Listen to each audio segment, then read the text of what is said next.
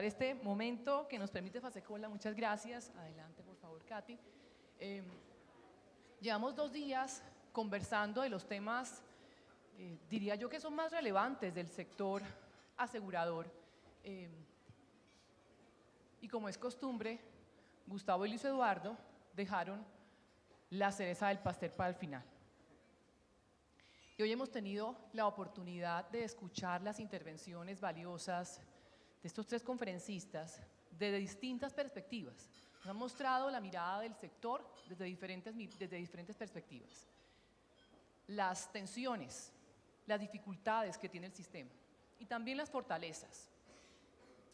Y hoy Fasecolva nos ofrece la oportunidad de reflexionar alrededor de cuál es el rumbo que queremos darle al sistema de salud en Colombia, en donde el sector asegurador tiene un papel tremendamente relevante. Y es que la situación del sistema de salud en el mundo es crucial en este momento, no es solamente un tema de Colombia. Estamos atravesando por una disminución de la tasa de natalidad, el envejecimiento demográfico, estamos cambiando la estructura de la población, nos estamos volviendo, diría uno, viejos pero sanos. Hay unos desarrollos tecnológicos, detección de enfermedades a tiempo, mecanismos para resolver de pronto situaciones o patologías que pueden afectarnos de manera masiva, y eso va de la mano con la natural expectativa de las personas de que les den una mayor atención. Entonces hay un incremento en la demanda de servicios. Migraciones que nos afectan a lo largo y ancho del globo. Y todo eso con los que nos contaban Diana, Katy y Juan Manuel, en lo que ocurre en Colombia y ocurre en el resto del mundo, con unos presupuestos limitados, con unos recursos limitados. De manera que encontramos, ya aterrizando a Colombia, en aspectos que son estructurales, de los que Katy nos refería con mucha claridad. Y hay aspectos coyunturales. El problema del sistema de Colombia no arrancó ahora. Esto viene andando, un surco consistente, y tenemos que trabajarlo. Hay que pensar que la solución no va a estar solamente, gran parte por supuesto en el gobierno, pero no solamente en el gobierno. Y la invitación que yo quisiera hacerles desde ahora es a que pensemos cuál es el rol que queremos cada uno de nosotros desempeñar en todo el sistema de salud. Y entremos en materia, porque el primero de los grupos temáticos necesariamente tiene que ser la forma de abordar esas 2 realidades. Por un lado, un derecho fundamental a la salud, esa expectativa de las personas que los atiendan ilimitadamente. Juan Manuel lo decía, es que nos han enseñado, nos han educado a que nos atiendan de manera ilimitada.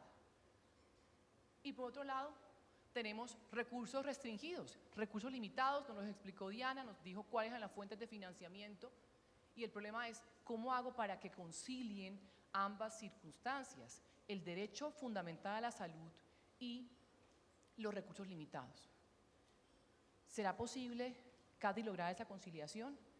¿Armar alguna ecuación en donde los 2 factores logren balancearse con los impactos reputacionales que pueden darse, pero al final tenemos que asegurar la sostenibilidad del sistema? ¿Qué opinas? Bueno, una vez más, un saludo y de verdad gracias además ahora en este panel de lujo. Esta es la gran discusión en términos políticos. ¿Hasta dónde el Estado colombiano está dispuesto a hacer valer un derecho que el Congreso ya elevó a rango de derecho fundamental? ¿Y cómo hacemos para que simplemente en el tiempo el sistema no se torne cada vez más insostenible? Y les voy a decir una cosa que puede que, no sé cómo me la van a recibir. Antes de ser congresista, yo decía, pues es imposible darle a todo el mundo todo. Pues sencillamente no hay plata, no hay que analizarlo mucho. No podemos darle tratamientos costosísimos a todo el mundo a toda hora por todo en todo el territorio. Y cuando llegué al Congreso y me di cuenta de los niveles de ineficiencia del gasto público y de corrupción, yo digo, no, de pronto sí alcanza, Solo que hay que dejar de robar y de gastar en lo que no es. Se los digo en serio. El nivel de ineficiencia en el gasto público en este país es abrumador.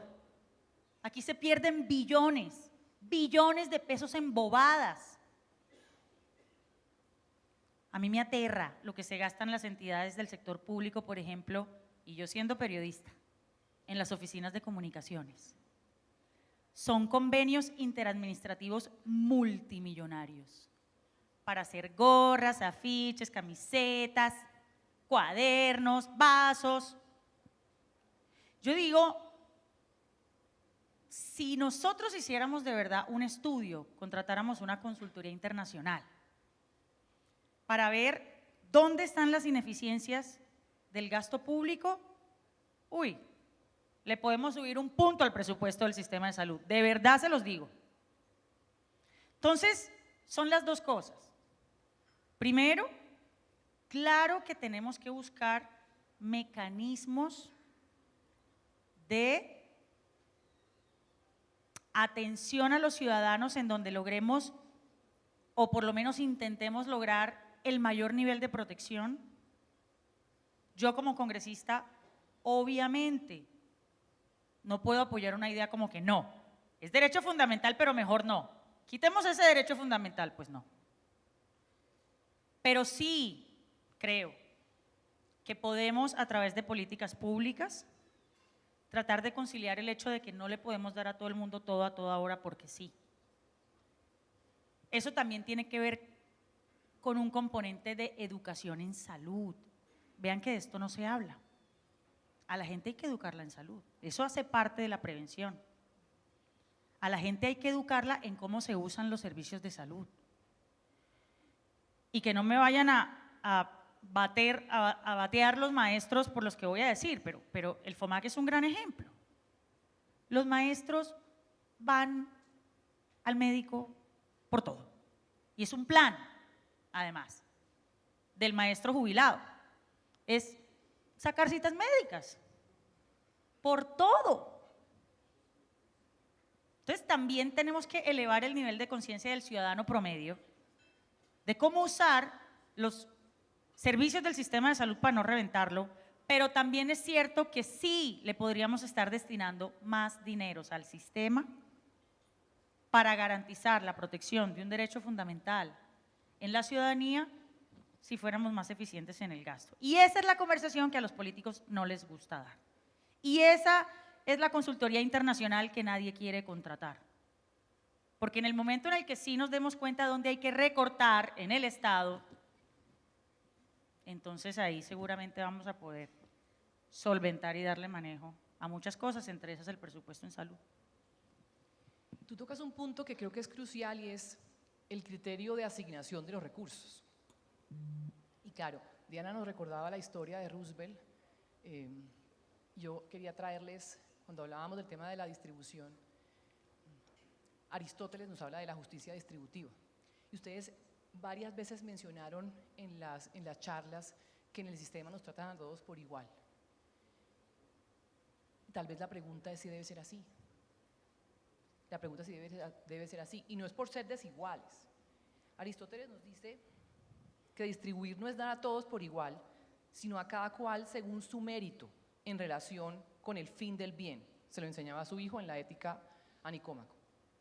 Y entonces, de pronto la pregunta es, ¿cuál es el propósito del sistema de salud? Katy nos decía que teníamos que preguntarle a los candidatos cómo iba a ser la reforma. Y yo te escuchaba y pensaba, creo que hay que preguntarles también cuál es el fin que quieren darle al sistema de salud, porque entendiendo el sistema podremos determinar criterios de distribución y de asignación de recursos que al final apunten a que cumplan con ese propósito. Ese podría ser la manera de entender que la distribución sea, alcance su nivel máximo de virtud. Y volviendo a nuestro panel, quisiera preguntarle a Juan Manuel si con tu experiencia se ha evaluado esos criterios de distribución. Tú mencionabas que la forma de distribución era el PBS, pero eso tuvo alguna pequeña distorsión, también nos lo contabas ahorita. ¿Cómo retomamos el rumbo? En mi opinión, ¿se oye? Sí, señor. Ok. En mi opinión, pienso que el país, pues este gobierno lo que quiere es acabarlo para que haya una reforma. De hecho, los decretos dicen que toda esa poesía que hay en esos decretos, si ustedes quieren ver cómo se escribe un decreto en términos poéticos, léanse esos proyectos de decreto. Eso es verborrea en su máxima expresión. Dicen, esto lo reglamentará el ministerio en los próximos 6 meses. Eso quiere decir que si sacan los decretos ahora, los estarán reglamentando en diciembre o el año entrante, cuando ya sea demasiado tarde, porque no van a poder implementar absolutamente nada y lo que va a recibir el nuevo gobierno es una situación caótica. La decisión que tiene que tomar el país es: ¿seguimos con el esquema de aseguramiento o lo cambiamos? Esa es así de sencilla. Y si lo seguimos, hay que rescatar a las EPS. ¿Por qué rescatamos a los bancos cuando hubo crisis? Además, causada en parte por ellos mismos, y no vamos a rescatar a las EPS cuando las causas son exógenas. Lo que tiene que decir el nuevo gobierno es: vamos a hacer un esfuerzo fiscal y las vamos a rescatar y vamos a poner unos estándares de operación.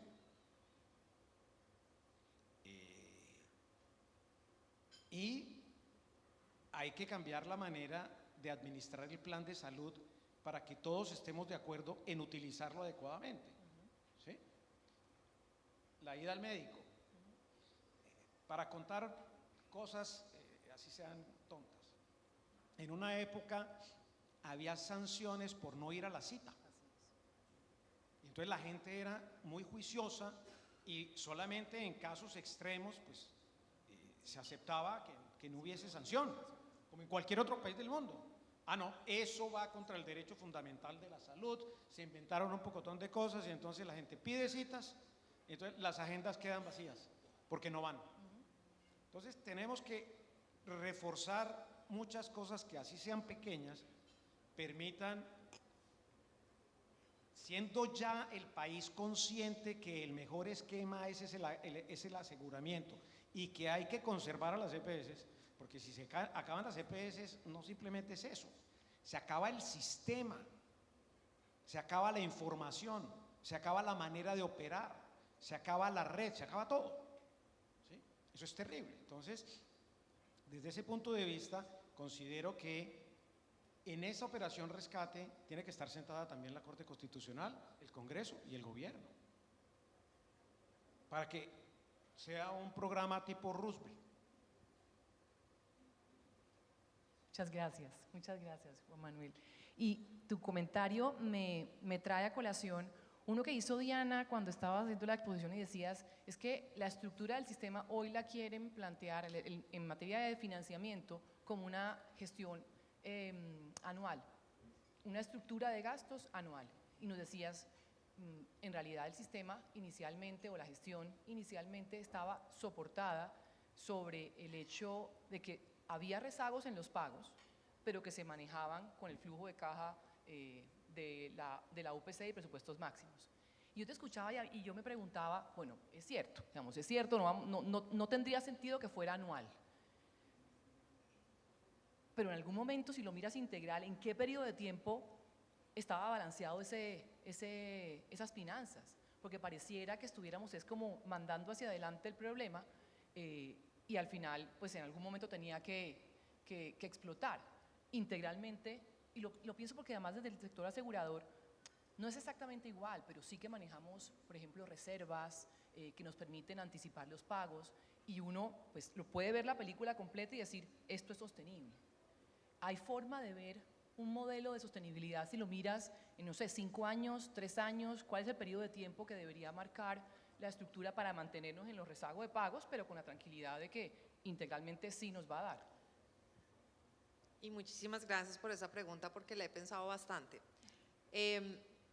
Bastante por una cosa. Y el tema de la anualidad era algo que acabamos de mencionar y es vergonzoso porque, por ejemplo, la Contraloría a nosotros nos ha llevado y ha llevado a las EPS a decir el principio de anualidad. Y cada vez que lo dice yo me cojo la cabeza, ¿sí? Porque si fuéramos justos, incluso el mismo cálculo de la UPC tenía un problema, y es que primero, ¿por qué se usan 2 años rezagados?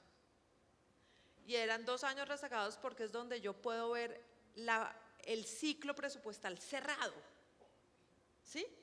Entonces todo el mundo dice, no, es que son eficientes. No, a ver, pensemos en las cuentas, en unas cosas operativas que son, parece que son operativas, pero hay unas cosas de fondo que no hemos entendido, que me parecen muy, muy importantes para repensar el sistema y para quitar un poco esa mala fama que le hemos dado al aseguramiento y a las EPS, porque hay unas cosas que no se entienden y se critican, ¿sí? Entonces, ¿usted cómo hace pago el anual? Y yo, venga, el mismo cálculo de la prima, cuando tú haces un cálculo estás primero suponiendo 2 cosas.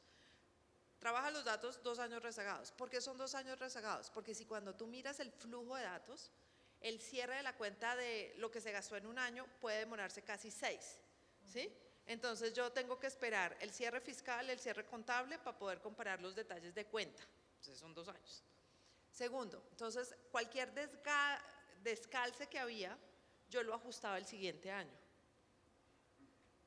En realidad era eso. O sea, nosotros en el ministerio cuando estábamos puede ser que, o sea, calculábamos lo mejor posible, pero siempre estábamos pendientes de que nos llegaran algunas cuentas que uno dijera, uy, aquí de pronto tuvimos que ajustar el año entrante porque teníamos más información.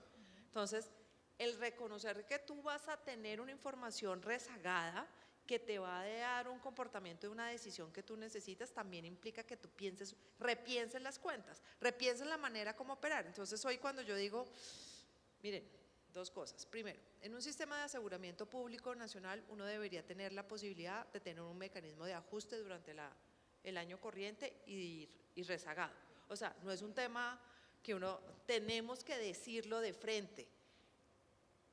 No somos magos, no tenemos un sistema en línea donde tengamos todo el gasto en un año, y por más que tuviéramos la interoperabilidad vamos a tener un rezago. Entonces sí deberíamos tener, como es una función delegada del Estado porque hemos garantizado que el derecho a la salud, pues entonces reconozcamos una cosa.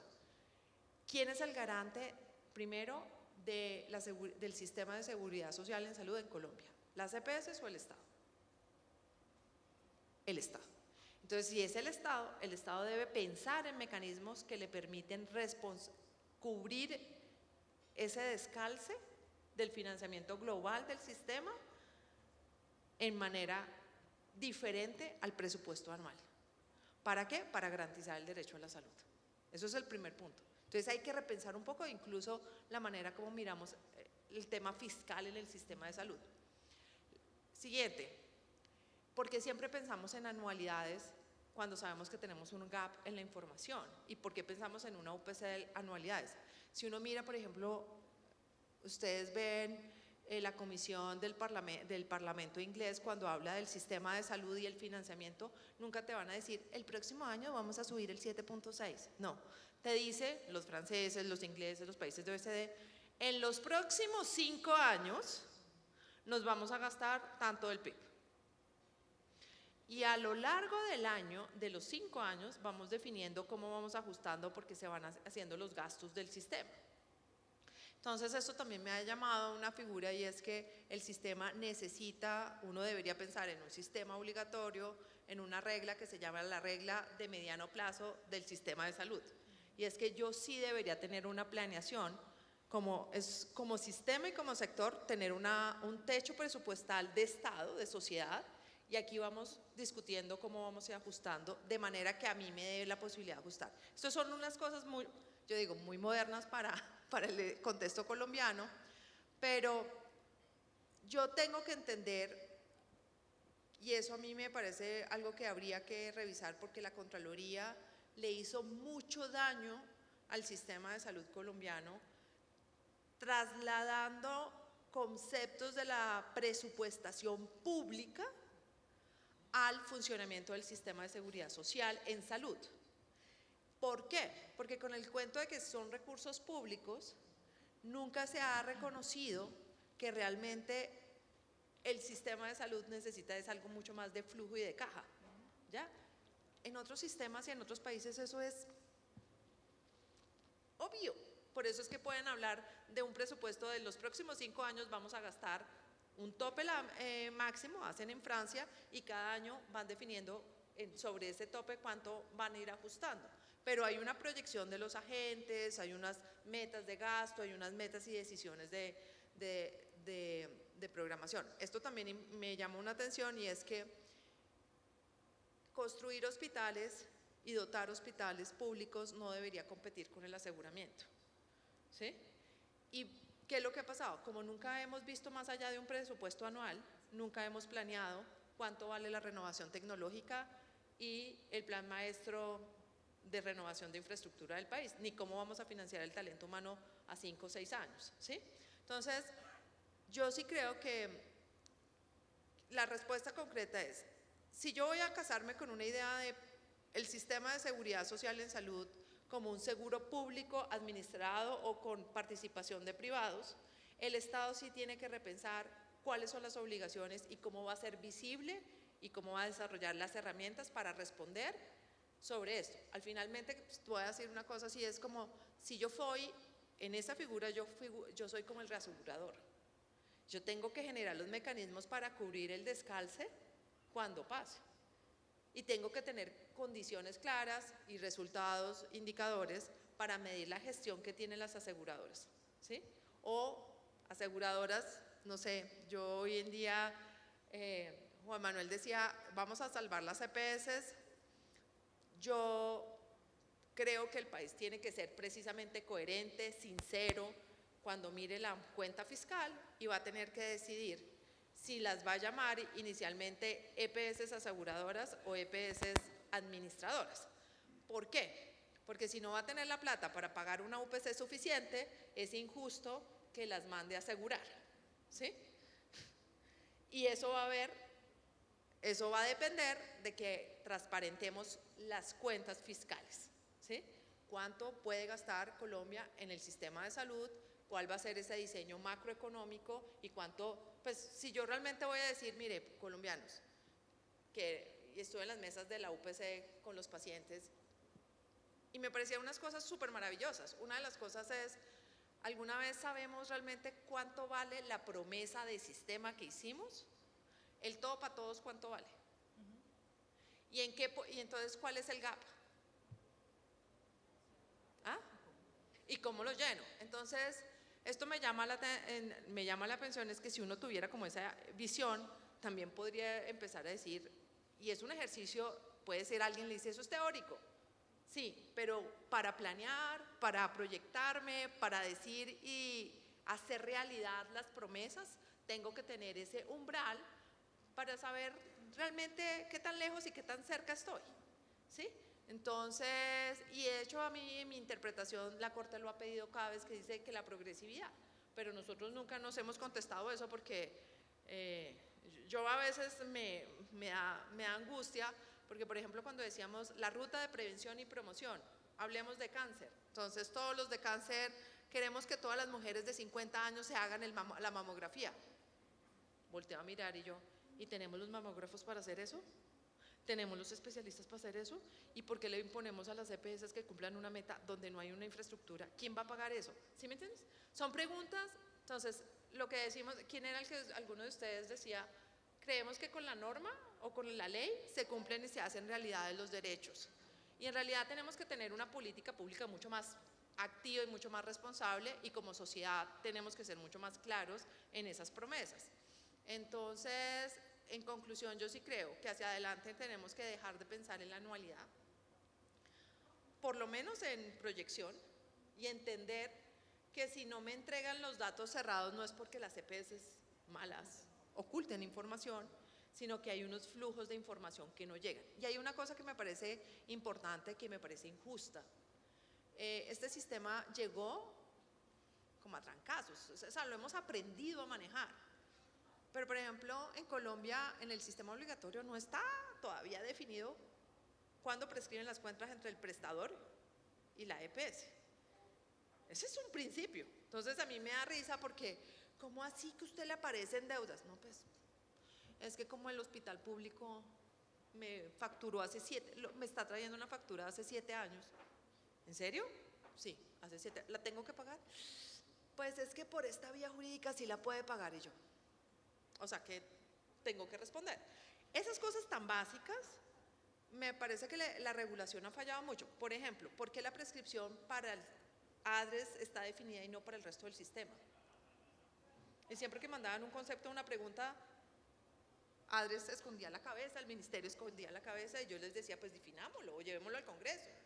Son muchos detalles en la operación que yo creo que sí nos tenemos que pensar y quiere parte de una cosa. ¿El Estado va a responder y se va a volver garante del sistema de salud de los colombianos? Sí. Entonces actúe y desarrolle las herramientas que le permitan tener la participación y que los privados le ayuden en la operación, pero que nunca olvide que la responsabilidad es de él.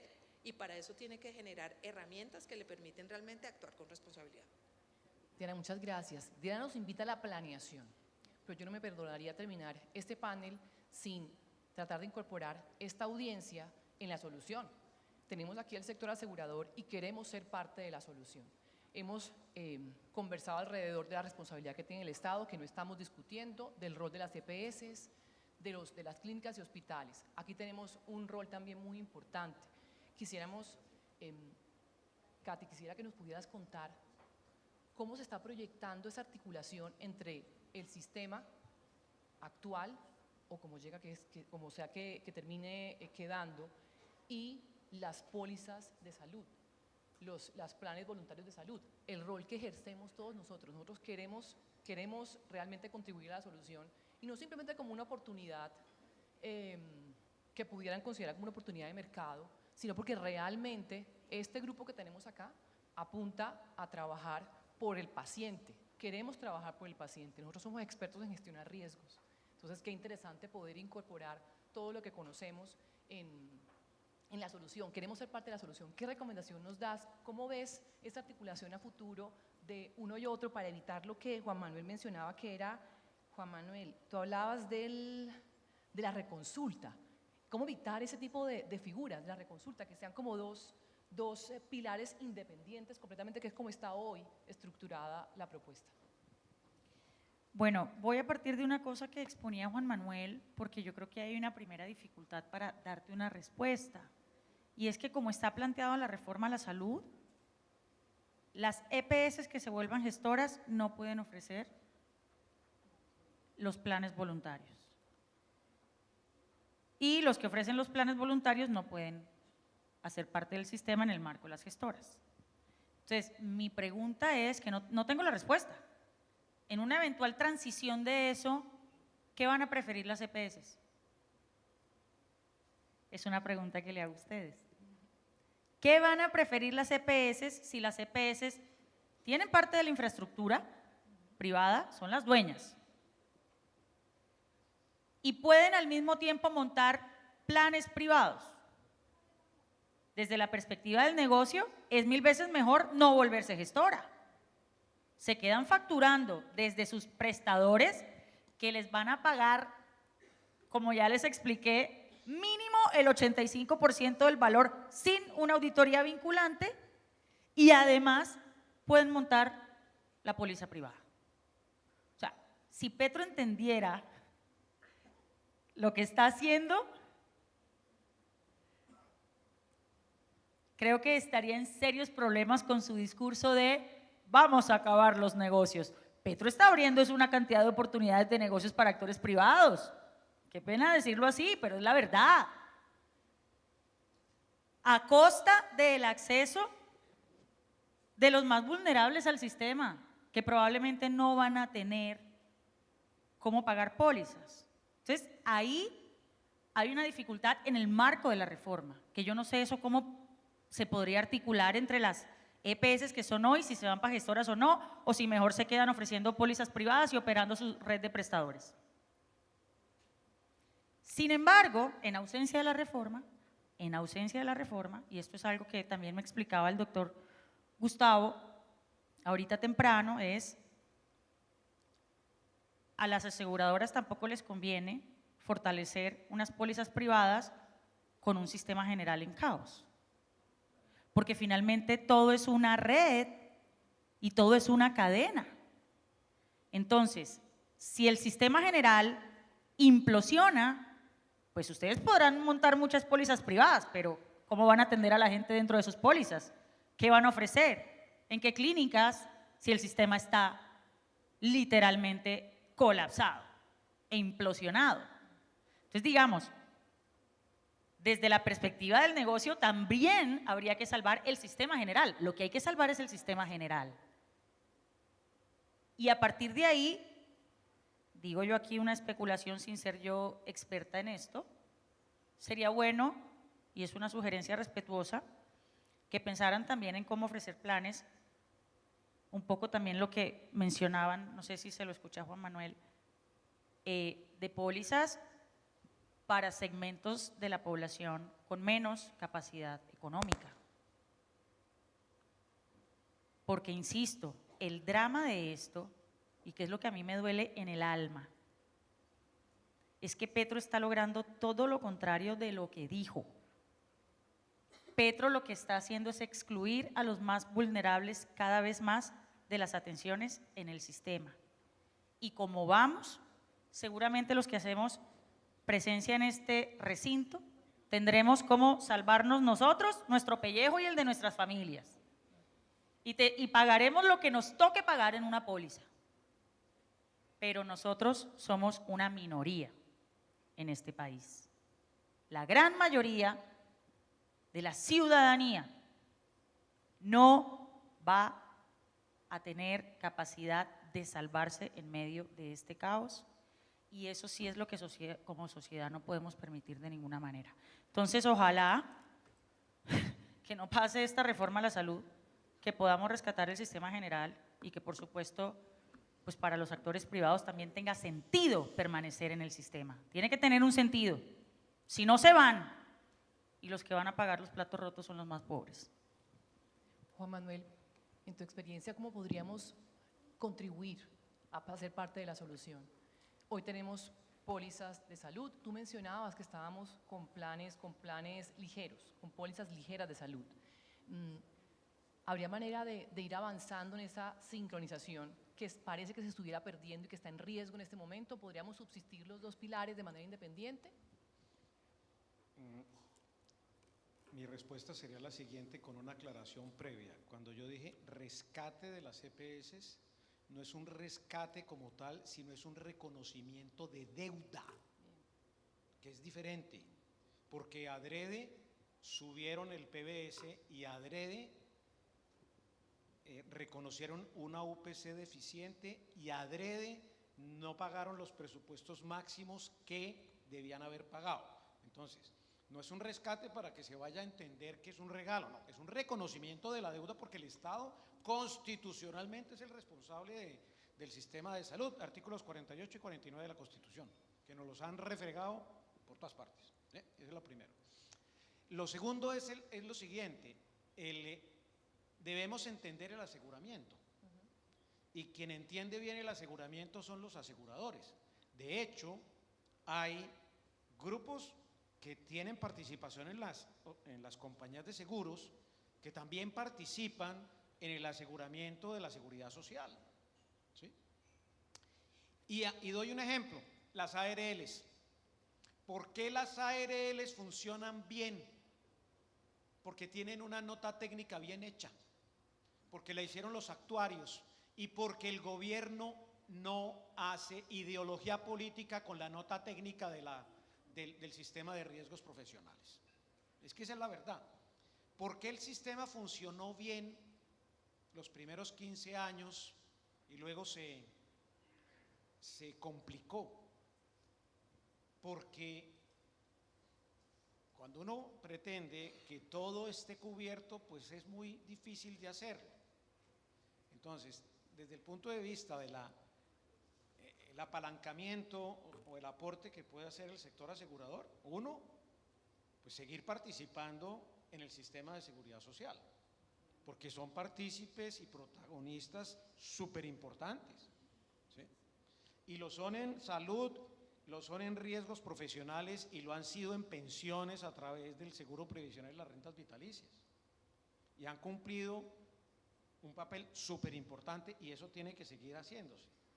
Y la contribución desde el punto de vista del entendimiento del aseguramiento y la defensa del aseguramiento. Sí, también pueden apalancar, en este momento se está haciendo, con impulsar los planes voluntarios. Eso le baja el costo al sistema general de seguridad social. Y entre más gente tenga más planes voluntarios, siempre que tenga pues capacidad de pago y sea una compra razonable, con servicios razonables, eso le baja la presión al sistema de seguridad social. Tenemos posibilidad de ser parte de la solución. A ustedes quiero agradecerles por la generosidad, por estas nuevas ideas. Espero que todos hayamos tomado nota de estas alternativas que nos dan, que de alguna manera debemos mantener el optimismo, tenemos que seguir trabajando. Vamos a dar por concluido este panel, pero no la reflexión. Parte de la tarea, Gustavo, es seguir trabajando sobre esta temática que al final nos conviene a todos. Hay que tener al paciente en el centro y asegurar la sostenibilidad del sistema. Muchísimas gracias a todos.